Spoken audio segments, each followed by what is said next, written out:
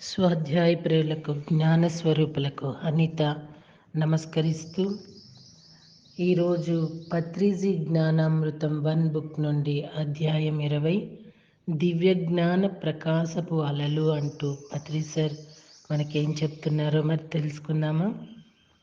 PSSM అన్నది ప్రస్తుతం భూమి మీద సంభవిస్తున్న నవీన ఆధ్యాత్మిక పునర్జీవన ఉద్యమం. అందుకే ఇది నవశక్తితో కూడి అత్యంత వేగంగా ప్రపంచమంతటా విస్తరిస్తోంది.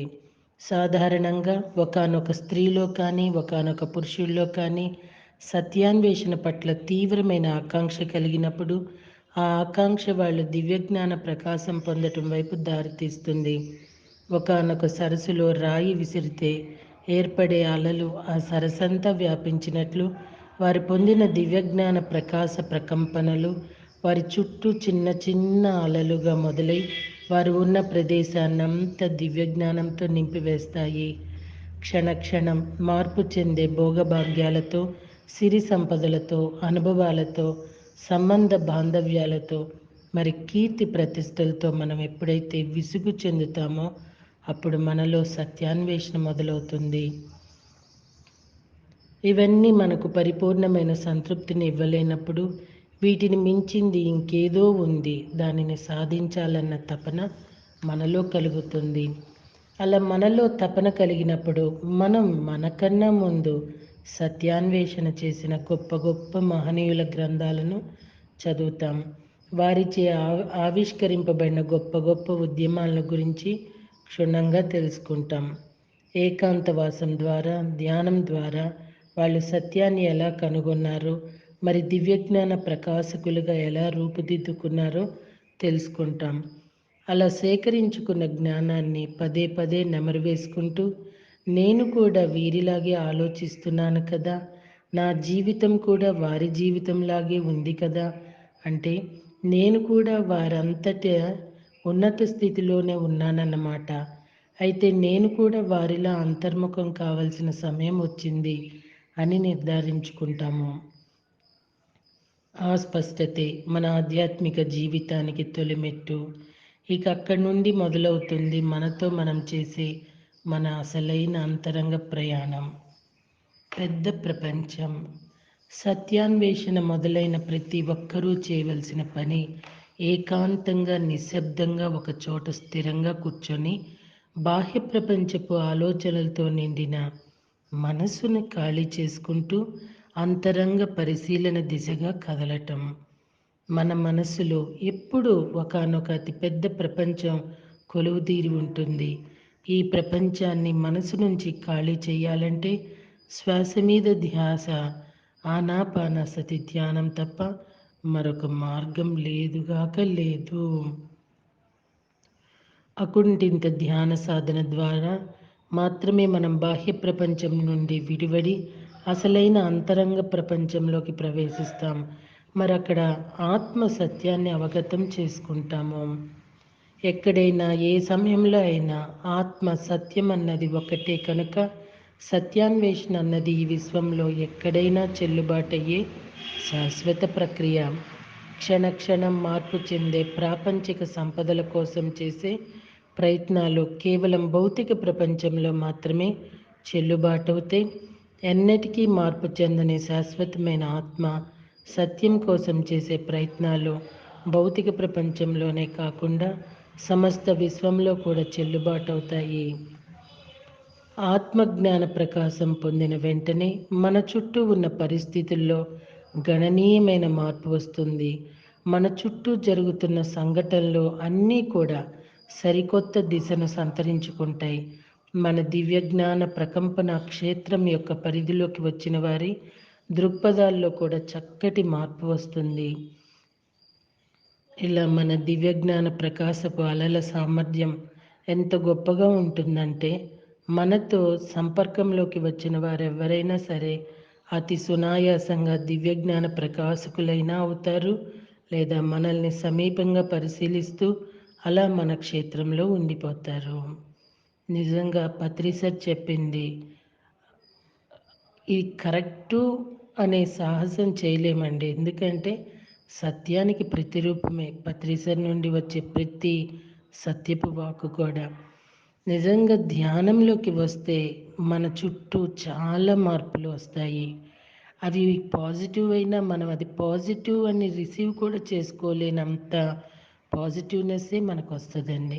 నా జీవితంలో నేను ఈ 15 ఏళ్ల ఆధ్యాత్మిక ధ్యాన ప్రయాణంలో నేను తెలుసుకున్నది, నేను చూస్తున్నది, మనం ధ్యానం చేసి మనం పర్ఫెక్ట్గా ఆలోచిస్తూ పర్ఫెక్ట్గా మాట్లాడుతూ పర్ఫెక్ట్గా ఉంటే తక్కిన ప్రపంచం తలక్రిందులైనా సరే ఎప్పుడు ఎక్కడ ఏది ఎలా అవసరమో అది తప్పనిసరిగా మనకి చేరే తీరుతుందండి. ఎంతోమంది కుటుంబ సభ్యులు మనల్ని అనేక రకాలుగా వేధిస్తారు, బాధిస్తారు, విమర్శిస్తారు. బయట వాళ్ళకన్నా ముఖ్యంగా కుటుంబ సభ్యులే. దీనికి కారణం మన ఆధ్యాత్మికంగా చూస్తే మనము ఒకరికి ఎప్పుడో చేసింది ఇప్పుడు చెల్లించుకుంటూ ఉన్నాము. అండ్ ఆల్సో మేబీ అదొక అనుభవంగా కూడా కావచ్చండి.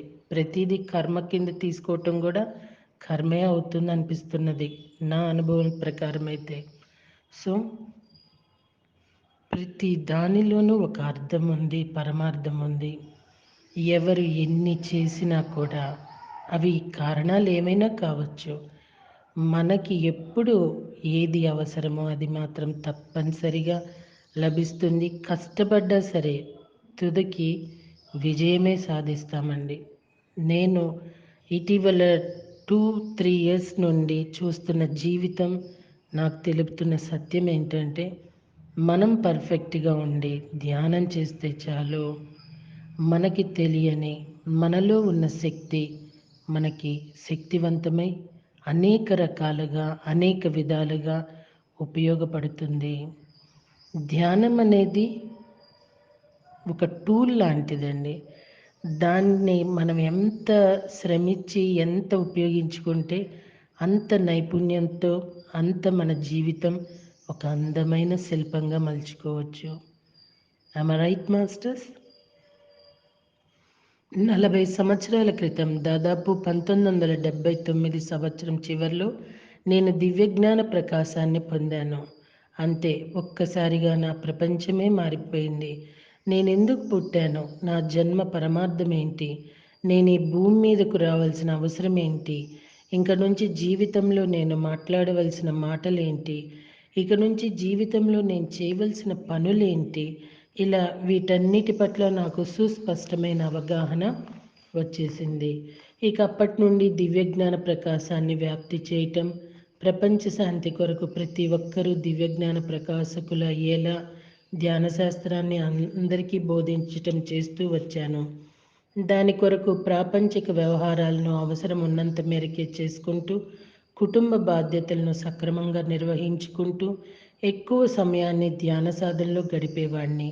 ప్రతిరోజు నాకు ఎదురైన ప్రతి ఒక్కరికి ధ్యాన శాస్త్రాన్ని బోధించేవాడిని. దివ్యజ్ఞాన ప్రకాశం పొందటం వల్ల ఏం జరుగుతుంది? దివ్యజ్ఞాన ప్రకాశాన్ని పొందిన వెంటనే మనం సకల బాధల నుంచి విముక్తి చెందుతాం.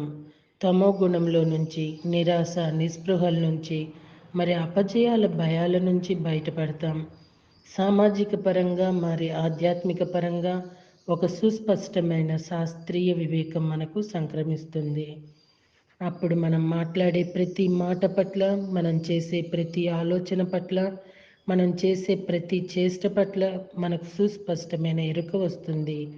అంతేకాదు మనస వాచ కర్మణ త్రికరణ శుద్ధిగా ఉండటం అలవాటవుతుంది. దాంతో మన జీవితంలో జరిగే సంఘటనల గురించి, మరి మన చుట్టూ జరిగే సంఘటనల గురించి మనకు అతి సూక్ష్మ పరిధి నుంచి చక్కటి అవగాహన వస్తుంది. జన్. పర్వతాలు పర్వతాలే, నదులు నదులే. పర్వతాలు పర్వతాలు కావు, నదులు నదులు కావు. పర్వతాలు పర్వతాలే, నదులు నదులే. ఇదే ప్రఖ్యాత జన్ సందేశం.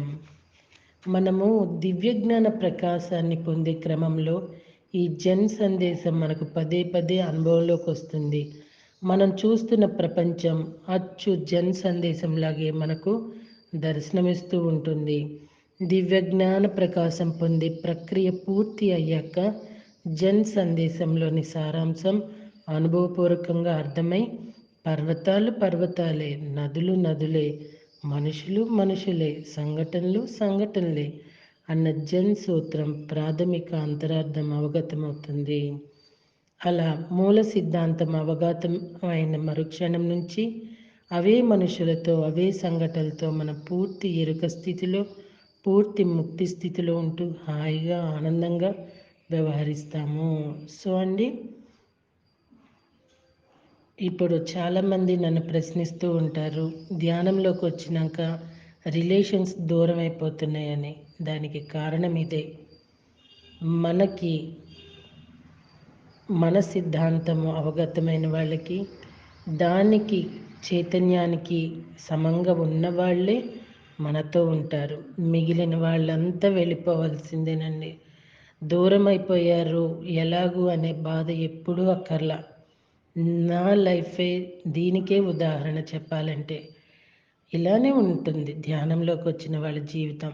అది వాళ్ళకి చెప్పామనుకోండి, నవ్వుకుంటారు, ఇది ఏదో హేళన చేసుకుంటారు. కానీ ఈ జన్ చెప్పినట్టు పర్వతాలు పర్వతాలే, పర్వతాలు పర్వతాలు కూడా కాదు. ఇదే మనిషి భూమి మీద జీవితం యొక్క డ్రామా అని చెప్పచ్చు, చమత్కారం అని చెప్పచ్చండి. ఎవ్వరు దూరం అయిపోయినా ఎప్పుడూ బాధపడాల్సిన అవసరం లేదు. దానికి కారణాలు ఉండే ఉంటాయి. ఎవరిని మీరు నిందించక్కర్లా, బాధపడనూ అవసరంలా. మనము ధ్యానం చేస్తే చాలండి. Universe is there. మనల్ని ఎప్పుడు కాచి వెన్నంటి ఉంటుందనే ఒక సత్యం మన జీవిత సంఘటనలే మనకి తెలియజేస్తాయి. కాదంటారా? ఇప్పుడు పత్రిజీ తటస్థ స్థితి అంటూ చెప్తున్నారు, చూద్దామండి. దివ్యజ్ఞాన ప్రకాశం పొందిన తొలినాళ్లలో కలిగే సంతోషం మరి బ్రహ్మానందం అన్నవి నిజానికి అచ్చమైన సంతోషం, అచ్చమైన బ్రహ్మానందం కావు. అది నిజానికి సంతోషం మరి సంతోషము కాదు, బ్రహ్మానందం బ్రహ్మానందము కాదు అన్న తటస్థ అయోమయ స్థితి మాత్రమే. అది ముందుకు కదలదు, వెనక్కి పోదు. ఈ స్థితిలో మనం మాట్లాడే ప్రతి మాట, మనం చేసే ప్రతి ఆలోచన, మనం చేసే ప్రతి కర్మ మన ఆత్మ పరిశుద్ధత్వాన్ని ప్రతిబింబిస్తుంది. క్రమంగా ఆధ్యాత్మిక శాస్త్రం యొక్క ప్రకటనలన్నీ అందుబాటులోకి వచ్చాక ఆధ్యాత్మిక శాస్త్రం యొక్క శాఖోపశాఖలను గుర్తించిన విజ్ఞానం అందరికీ తెలియజేసే తపన మనలో మొదలవుతుంది. అప్పుడు మనమే ఒక మిషన్ అయిపోతాం. మన పరిధిలోకి వచ్చిన ప్రతి ఒక్కరిని దివ్యజ్ఞాన ప్రకాశులుగా చేసే గొప్ప మిషన్ ఇది. 100% రైట్ అండి. The mission. ప్రాపంచిక చదువుల్లో భౌతిక శాస్త్రంలోని కాంతి గురించి లేదా శబ్దం గురించి చదువుతున్నప్పుడు మనకి న్యూటన్ చలన సిద్ధాంతం గురించి, అందులోని కార్యకారణ సంబంధం గురించి ఎలాగైతే అర్థమవుతుందో, అలాగే నిజ జీవితంలో సంభవిస్తున్న సంఘటనలోని కార్యకారణ సంబంధాన్ని అనుభవపూర్వకంగా తెలుసుకున్నప్పుడే ఆధ్యాత్మిక శాస్త్రంలోని కర్మ సిద్ధాంతం అర్థమవుతుంది. ఇక్కడ ఏది శాపవశాత్తు కానీ అకస్మాత్తుగా కానీ సంభవించటం లేదు. ప్రతి ఒక్కటి ప్రణాళికాబద్ధంగా ఒకానొక క్రమ పద్ధతిలో జరుగుతుంది అన్న అవగాహన మనకి వస్తుంది. ఇక్కడ దీనికి నేను ఎప్పుడు మీతో చెప్తూ ఉంటాను, నాకు ఒక బ్యూటిఫుల్ ఫ్రెండ్ ఉందని. తను ఇదే యాటిట్యూడ్తో ఉంటూ ఉంటుందండి. మరి మీరు అని మీరు అడగొచ్చు. నేను ఇంత చేస్తున్నా ఒక్కొక్కసారి నేను కూడా బ్యాలెన్స్ తప్పుతూ ఉంటాను. కానీ తను మాత్రం ఇదే యాటిట్యూడ్తో ఉంటూ ప్రతిదీ తను విజయం సాధిస్తున్నది. ఎందుకంటే తన ఆలోచన కరెక్ట్గా ఉంది. తన జీవితంలో వస్తున్నవి తనే ఎదుర్కొంటున్నది, తనే కోరుకున్నదనే సత్యాన్ని తను ఎక్కువ ధ్యానం చేయదు. కానీ ఒక ధ్యానికి ఉండాల్సిన దానికన్నా మించి ఉంది కాబట్టి తన జీవితంలో చాలా చిన్న వయసులోనే అన్నీ సాధించుకుంటున్నది. Really masters. ఎందుకంటే తన నుండి నేను నేర్చుకోవటానికి చాలా ప్రయత్నిస్తూ ఉంటున్నాను. ఓకే అండి. సాధారణ మనసుకు ఇది ఎంత మాత్రం అర్థం కాదు. కేవలం దివ్యజ్ఞాన ప్రకాశం పొంది అంతరంగ ప్రయాణం చేసేవారికే ఈ సత్య పరంపర అంతా బోధపడుతుంది. పిఎస్ఎస్ఎం పిఎస్ఎస్ఎం యొక్క ఆవిర్భావ లక్ష్యం ఈ ప్రపంచమంతటా ఆధ్యాత్మిక శాస్త్రాన్ని విస్తరింపచేయటం, ఈ భూమి మీద ప్రతి ఒక్కరూ దివ్యజ్ఞాన ప్రకాశం పొందేలా సహాయపడటం. పిఎస్ఎస్ఎం అన్నది కేవలం జైన్ సంప్రదాయమో, బుద్ధ సంప్రదాయమో, యేసుక్రీస్తు సంప్రదాయమో లేదా ఇస్లాం సంప్రదాయమో కాదు. ఈ సంప్రదాయాలన్నిటిలోని మూల సారాంశమే పిఎస్ఎస్ఎం. నిజానికి ఈ మతాలను స్థాపించిన మూల పురుషులందరూ తమ తమ కాలాల్లో తమ తమ జ్ఞాన పరిధుల మేరకు ఆధ్యాత్మిక శాస్త్రాన్ని చక్కగా బోధించారు.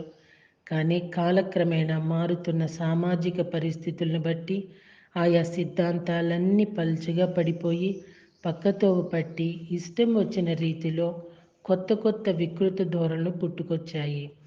అయితే అసలైన ఆధ్యాత్మికతకు స్వర్ణయుగంలా మారుతున్న ప్రస్తుత తరుణంలో ఈ పరిణామ ప్రక్రియ అంతా టర్న్ తీసుకొని ఆనాటి మూల పురుషుల సహజ సిద్ధాంతాలన్నీ తిరిగి వెలుగులోకి వస్తున్నాయి. ఈ తరుణంలో నవీన యుగ పిరమిడ్ మాస్టర్ల ప్రజలందరికీ టర్న్ దిశగా మళ్ళడానికి సహాయం చేస్తున్నారు. శాకాహారం దివ్యజ్ఞానం పొందినప్పుడు మొట్టమొదట శాకాహారిగా మారుతాం.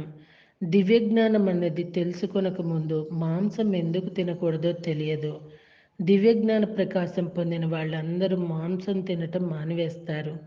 అదెంత భయంకరమైన నేరమో గ్రహిస్తారు. జంతువుల్ని వధించటం, మరి వాటి మాంసాన్ని తినటం వంటి నేరాలు గత జన్మల్లో ఎన్నో చేశామని తెలుసుకుని ఆశ్చర్యపోతారు. ఇలా నవతరం పిరమిడ్ స్పిరిచువల్ సొసైటీస్ మాస్టర్స్ ప్రజలకు సరైన ఆహార విధానాన్ని బోధిస్తున్నారు. ఈ సత్యాన్ని తెలుసుకొని నేను, నా కుటుంబం అంతా కూడా పూర్తి శాకాహారులమయ్యామండి. నిజంగా ఎంత తప్పు చేశామో, ఎంత క్రూరంగా, ఎంత రాక్షసత్వంగా, ఎంత నిరంకుశంగా జంతువుల్ని చంపి, ఎంత అదే తెలియక ఆనందం అని చెప్పి మేము తీసుకున్నామో దానికి ఎంతో పశ్చాత్తాపడటం జరిగింది. మేము శాకాహారులమయ్యి మరింత మంది శాకాహారులు అవటానికి మేము కారణమవటం కూడా మాకు ఆనందాన్ని ఇస్తున్నది. ఇలా నవతరం పిరమిడ్ స్పిరిచువల్ సొసైటీస్ మాస్టర్స్ ప్రజలకు సరైన ఆహార విధానాన్ని బోధిస్తున్నారు. రియల్లీ మాస్టర్స్ ఇది. సో నవతరం న్యూ ఏజ్ ఆధ్యాత్మిక శాస్త్ర పుస్తకాలను చదవటం, సత్యాన్వేషణ చేయకుండా తక్కువ స్థితిలో ఉంటూ ఇంద్రియ భోగాలకు అధికంగా లోనవుతూ ఉంటే కరుణతో కూడి ఉండటం, ఇతరులకు సహాయం చేయటం, మరి ఇతరుల విషయాల్లో జోక్యం చేసుకోకుండా ఉండటం వంటి గొప్ప విషయాలను ఎవరూ అర్థం చేసుకోలేరు. అందుకే పిరమిడ్ స్పిరిచువల్ సొసైటీస్ మూమెంట్ ఆధ్యాత్మిక శాస్త్రాన్ని చదవాలని ప్రపంచంలోని ప్రజలందరినీ చైతన్యపరుస్తుంది. నవతరం న్యూ ఏజ్ పాత తరం మతాలకు ప్రాతినిధ్యం వహిస్తుంటే నవతరం ఆధ్యాత్మిక శాస్త్రానికి ప్రాతినిధ్యం వహిస్తోంది. మనందరం నవతరం యొక్క ఆధ్యాత్మిక శాస్త్రాలను తెలుసుకోవటానికి పరిగెడుతున్నాం. దానివల్ల పాత తరహా మతాలకు సంబంధించిన విషయాలు వేగంగా తెరమరుగవుతున్నాయి. నవతరం యొక్క ఆధ్యాత్మిక శాస్త్రాలు విరివిగా వెలుగులోకి వస్తున్నాయి. నవతరం యొక్క ఆధ్యాత్మిక శాస్త్రం ప్రధానమైన సిద్ధాంతాలు ధ్యానాభ్యాసం మరి శాకాహార జీవన విధానము. ఇప్పుడు పత్రిజీ మనకి ధ్యాన ఫలితం అంటూ చెప్తున్నారు. ధ్యానం మనలో ఉన్న ఆత్మశక్తిని పెంచి సమస్యలను ఎదుర్కోగలిగే సామర్థ్యాన్ని మరి బుద్ధి కుశలతతో మన సమస్యలను సావధానంగా ఎదుర్కోగలిగే స్థిర చిత్తాన్ని ఇస్తుంది. తద్వారా మనం మనకు అందుబాటులో ఉన్న భౌతికపరమైన వనరులతో పాటుగా మన ఆత్మకు ఉన్నటువంటి అనంత శక్తులను కూడా కూడగలుపుకొని సమస్యను మరింత సమర్థవంతంగా ఎదుర్కోగలుగుతాం.